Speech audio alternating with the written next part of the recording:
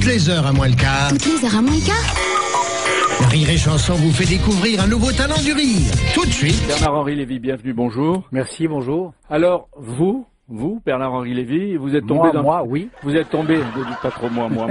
Vous êtes tombé dans le piège. Mais ne dites pas vous, alors. Vous êtes tombé dans le piège d'un farceur, philosophe et journaliste du Canard enchaîné, Frédéric Pagès. Il vous a tellement mystifié que vous avez cité avec sérieux dans votre livre un philosophe, Jean-Baptiste Boutule, qui n'existe pas. Ah ben pour moi, c'est ça la philosophie. Ce que je défends dans ce livre, c'est l'idée qu'un philosophe, c'est quelqu'un qui se mêle de ce qu'il ne regarde pas, c'est-à-dire en particulier de ce qui se passe en Iran aujourd'hui.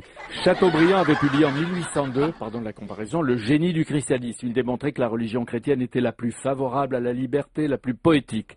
Vous consacrez 300 pages dans Pièce d'identité au génie du judaïsme. Oui. Vous auriez pu en faire un livre. Vous êtes vous-même athée et passionné par l'esprit du judaïsme. Que reste-t-il d'une religion quand on ne croit pas à son Dieu ?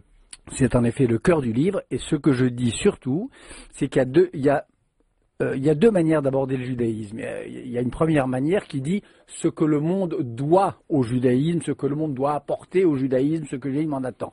Moi, ma manière est inverse. Je dis ce que le judaïsme peut apporter au monde, ce que les valeurs positives, les valeurs mais comme une morales, source d'énergie, de fidélité, de culture, comme une source de résistance, comme une source de pensée que le judaïsme peut apporter au monde. C'est pas ce que le monde me doit, c'est ce que je dois au monde, moi, un Français et intellectuel juif. L'État d'Israël pour tout juif et pour tout démocrate, c'est quelque chose de très important.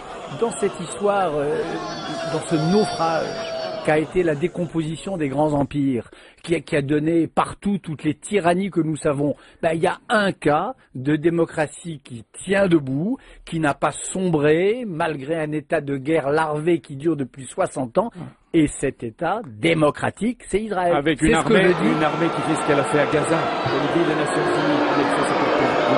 Non, avec une armée qui, comme toutes les armées du monde, évidemment, commet des erreurs, mais dont j'écris et dont je démontre qu'elle demeure néanmoins la seule armée démocratique que je connaisse où, de haut en bas de la hiérarchie, on se pose du matin au soir des questions morales. Ça, c'est une plaisanterie. C'est extrêmement sérieux. L'islamo-fascisme que vous voyez gagner un peu partout avec votre complicité ou la complicité dans le silence. Et est-ce que vous êtes prêt à débattre avec des intellectuels durs de l'islam ? Ou de l'islamisme même. Oui, mais attendez, l'islam et l'islamisme, c'est évidemment le contraire. C'est plus que différent, c'est le contraire. Et je crois que la grande contradiction de notre époque, la grande bataille, c'est pas entre nous et l'islam, évidemment, c'est à l'intérieur de l'islam, je dis bien à l'intérieur de l'islam, entre les islamo-fascistes et les démocrates, c'est-à-dire entre les amis des talibans et les héritiers du commandant Massoud.